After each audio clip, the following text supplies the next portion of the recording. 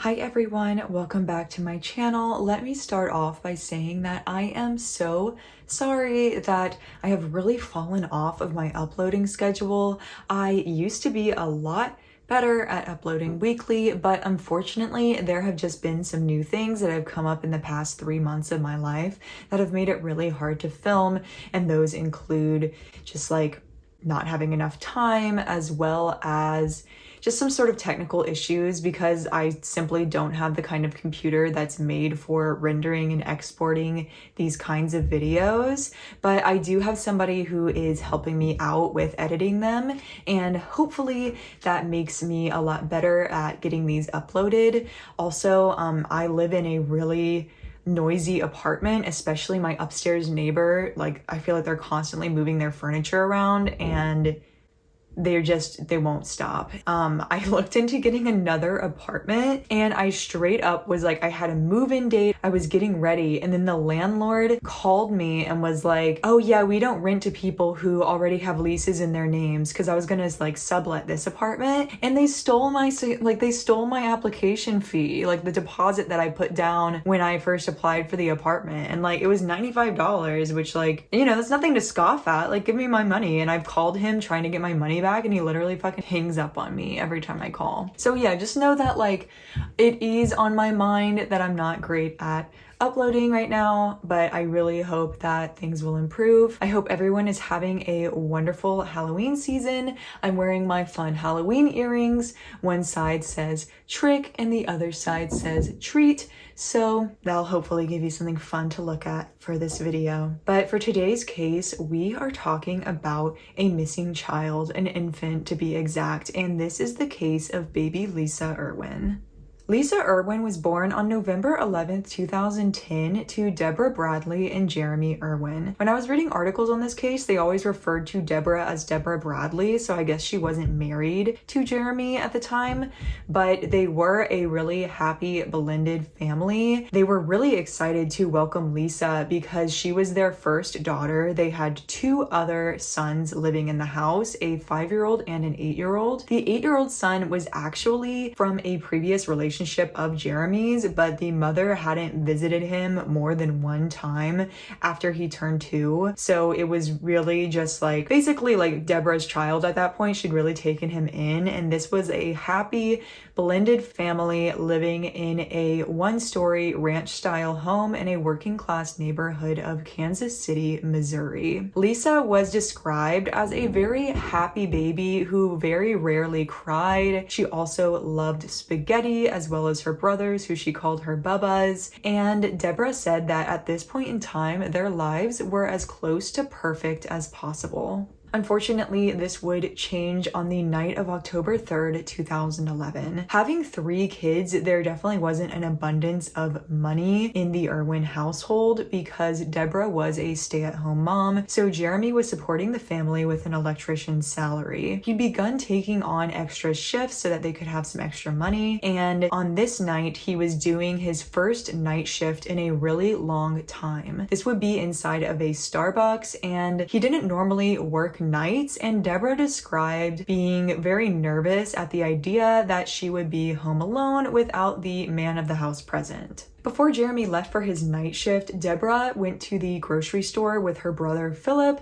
and they're on security cameras buying diapers, baby wipes, and a box of wine. Around this time, Jeremy also calls his boss, who says that he can hear the baby laughing and giggling in the background. Jeremy left for work around 6 o'clock, and this is also when Deborah invited a neighbor friend over, and this friend also had a daughter, so the older kids watched TV in the living room, and baby Lisa was put to bed around 6:40 p.m. Then Deborah and her friend drank wine on the porch and just had a little bit of girls time, some mommy time where she wasn't around her kids. They could just kind of like relax and enjoy the night. She and this friend enjoyed their wine until Deborah went to bed around 11 o'clock. At the Starbucks where Jeremy's project was, he realized that there was a lot more work to be done than he had previously anticipated, and while he had planned on getting home around 10 or 11, he didn't get home until 4 a.m. on what was technically October 4th. He pulled into the driveway around 4 and he was surprised to see that a lot of the lights were on, despite the fact that the family had been trying to save money. And he's even more shocked when he walks in the front door and finds that the front door had been left unlocked. So he's kind of weirded out at this point, and he walks into the main bedroom and sees Deborah asleep with one of the kids. Then he goes to the second bedroom and sees the other son asleep. And then lastly, he goes into Lisa's bedroom and finds the crib empty. He immediately turns and goes to wake up Deborah, who is of course confused as well, and they all start looking for baby Lisa. At first, they think that she could have gotten out of her crib somehow. Babies crawl out of their cribs all the time, and Deborah said that Lisa had never done this before, and in the back of her mind, she just knew that something horrible had happened. So Jeremy checks behind the house. Deborah doesn't want to go back there because, in her own words, she's scared of what they might find. So that's a little interesting, and Deborah instead searches inside the house and in the front yard. Jeremy also notices something concerning. The office's window was partially open and the screen was pushed in. It was normal for the family to keep a window open just to allow some airflow, but in addition to the window being open, the screen was pushed in almost like somebody had been trying to break in. Also, they go to call 911, but the space on the counter where they normally charge their phones for the night, the phones were gone. The chargers were sitting there, but there were no phones, and these phones were never located. Luckily, Jeremy had a work cell phone that he used to call 911, but there's just a lot of odd elements that are kind of pointing to the fact that somebody was in the house that night. So the police arrive and they treat the disappearance as an emergency. They canvass the neighborhood and they also search the nearby Missouri River, and there's no sign of baby Lisa. They also question the family, and Jeremy was on security cameras at the Starbucks doing their electrical thing, and Deborah of course is questioned because she was the only adult home at the time. So Deborah says that she tucked Lisa in at 6:40 and then checked on her at 10:40 when the friend left and she was getting ready to go to bed.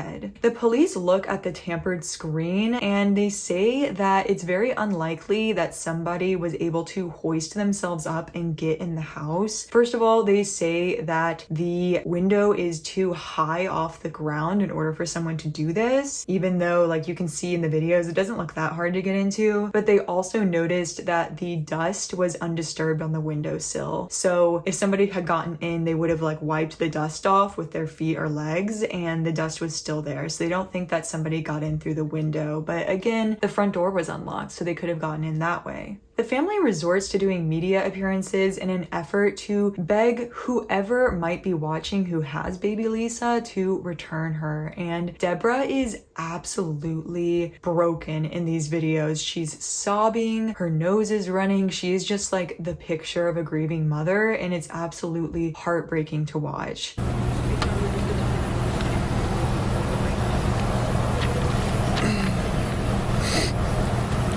On Monday night or Tuesday morning, our daughter Lisa was taken from our home. We just urge anyone that has any kind of information as to where she is or who she's with or anything to please call the tips hotline or the police. Anything, even the smallest bit of information could help lead to her return. Anybody that might have her, they can drop her off at any place safe, fire station or hospital or a church. No questions asked. We just want to have her back home. We just want our baby back. Please, bring her home. Our 2 other boys are waiting for her, please. Just drop her off anywhere. We don't care. Just somewhere safe where she can come home, please.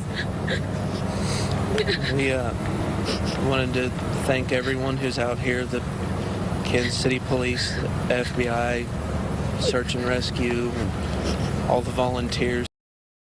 The Irwins want to do everything in their power to get Lisa back, so they allow police to search their house.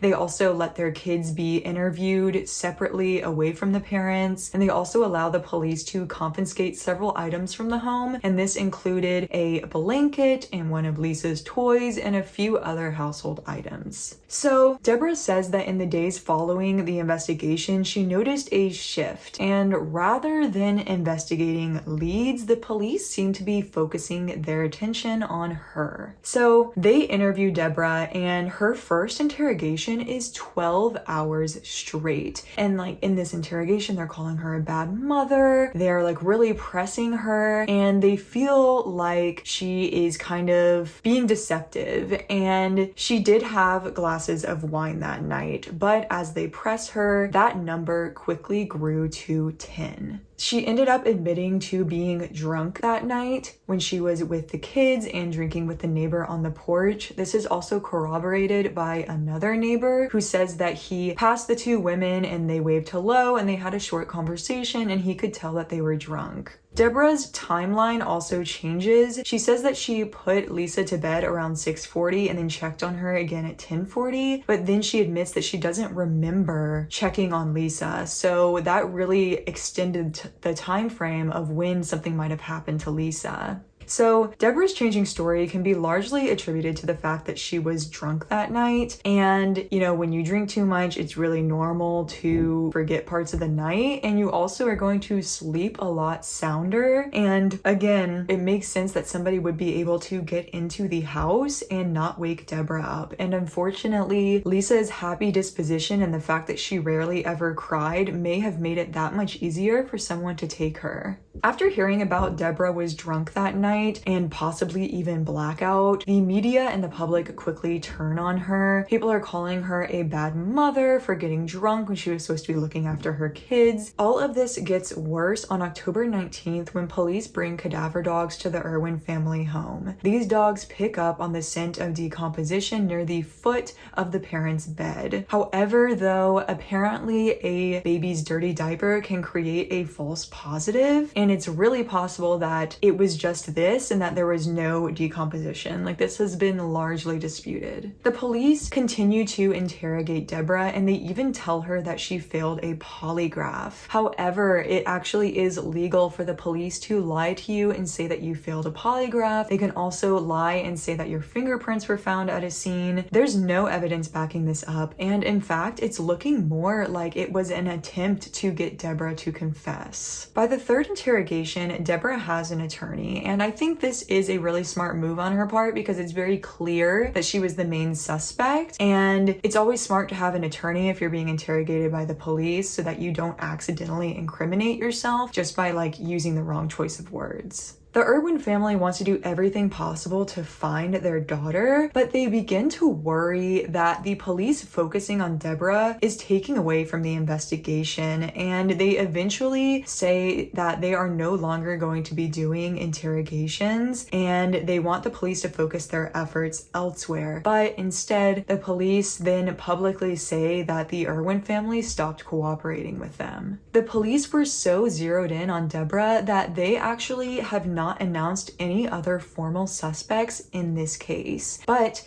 there are two very suspicious sightings of a grown man walking with a baby that night. There are two different witnesses that came forward saying that they saw a grown man walking with a baby. And this was a white man wearing a white t-shirt, jeans, and then the baby was also white and had on just a diaper. The witnesses say that they remember this so well because it was a very chilly October night, and they found it really odd that the baby wasn't wearing a coat or a jacket or anything. It was just in a diaper. One sighting occurred just 3 houses down from the Irwin family home, and this woman said that her husband was leaving for work and she looked out the window and noticed that the husband was like staring at the street, and they both saw this man walking by carrying a baby, and they thought it was so weird that the husband actually called the wife once he got to his destination and asked if like anything else came up about the baby. And then of course when they saw the story, they called in their sighting.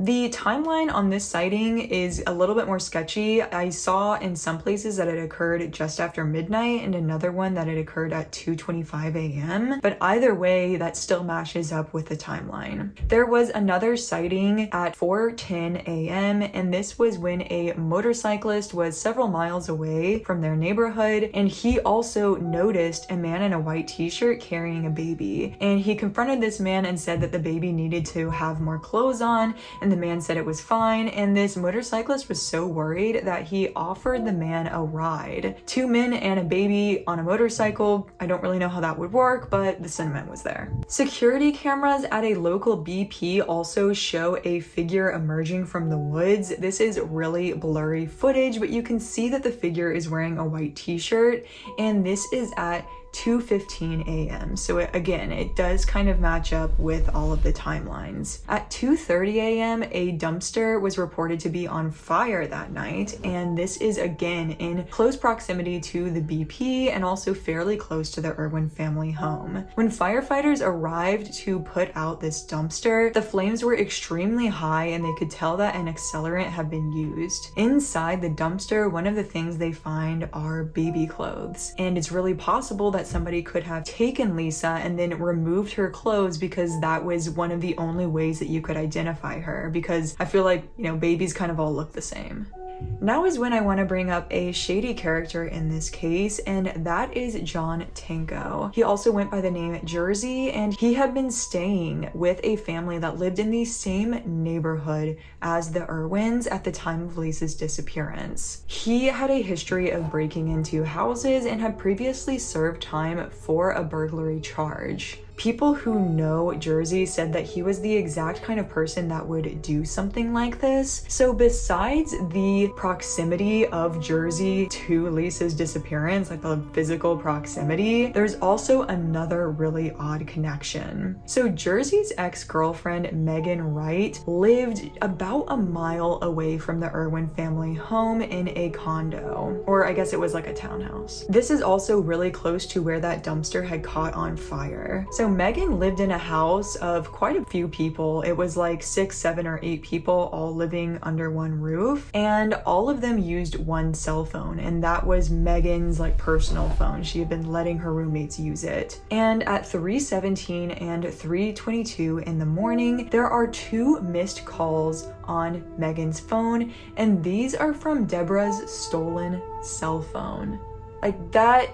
I feel like that can't be a coincidence, because Megan and Deborah didn't know each other. The police combed through their phone records and they'd never called or texted each other before, and there's also no record that they ever even knew each other on a personal level. So not only was Jersey close to the baby's abduction, but also the family he had been staying with was out of town at the time, so he definitely could have gotten up to some trouble and wouldn't have any witnesses. And then also his ex-girlfriend has 2 missed phone calls from one of the phones that was stolen from the Irwins. Despite all of this evidence, police said that they spoke to Jersey and cleared him as a suspect. They didn't comment on the phone call, even though Megan has done separate media interviews talking about this phone call. It's interesting that this is basically the only lead, but the police say that they have no suspects other than Deborah. Another detail in this case is a bizarre debit card charge. So Jeremy's card was stolen shortly after Lisa's disappearance, and it was used in an attempt to make a fraudulent purchase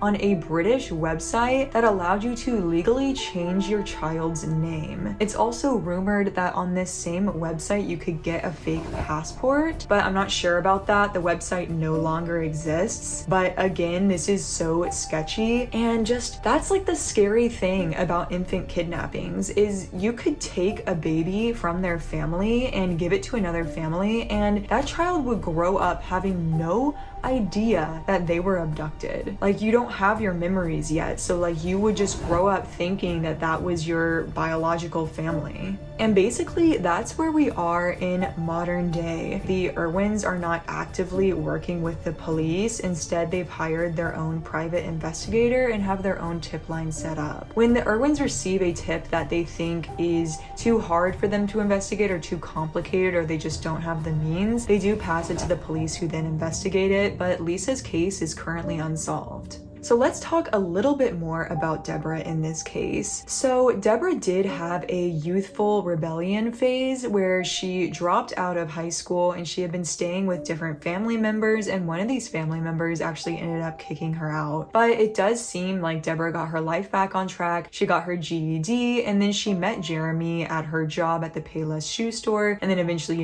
they had kids together and she was working as a stay-at-home mom. So the family of Deborah, even the family member that kicked her out, say that they don't think that Deborah could have ever done something like this. They said that she's just not the kind of person to purposefully hurt her daughter, and they just don't agree with the police that she is trying to hide something. On the contrary, a friend was quoted in a Huffington Post article titled "Deborah Bradley, Lisa Irwin's mom, has a dark side." And this former friend says that it didn't surprise her at all that Deborah was constantly changing her story because it's, quote, typical Debbie. The police really seem to think that Deborah did something, but all accounts say that Deborah was a loving mother. There were no domestic disputes. There were no phone calls coming from the house indicating that there was any kind of toxicity or violence happening. It seems like they were a really happy family. And of course, Deborah has caught a lot of heat for being drunk that night. And of course, yes, having 10 glasses of wine, not being able to remember what you did that night, yes, it's definitely negligent, but obviously she would go back and change that now. I think the fact that she was drinking did have an impact on what happened that night, but I feel like everyone is being so hard on her when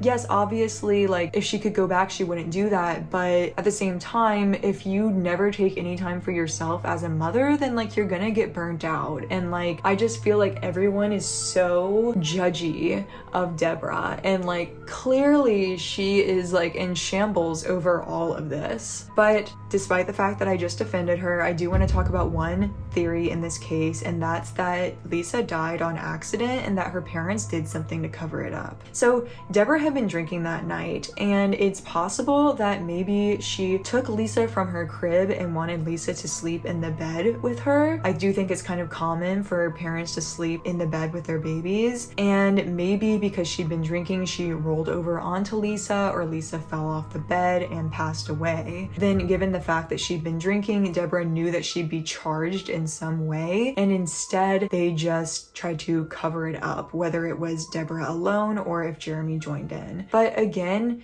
if Deborah was really drunk, I think that would be really hard to be able to cover up somebody's death like that. I imagine that that's an extremely complicated process. And then also, if Jeremy was in on it, then again, that's a really tight time frame. Even the fact that Jeremy wasn't home until 4 a.m., that's still a pretty tight time frame, because I don't think that they had a second car. So where would Deborah put her body, And then of course, leaving the door unlocked would have made it a lot easier for someone to gain access to the house. And if Deborah had been drinking, she would be sleeping harder and wouldn't hear somebody enter.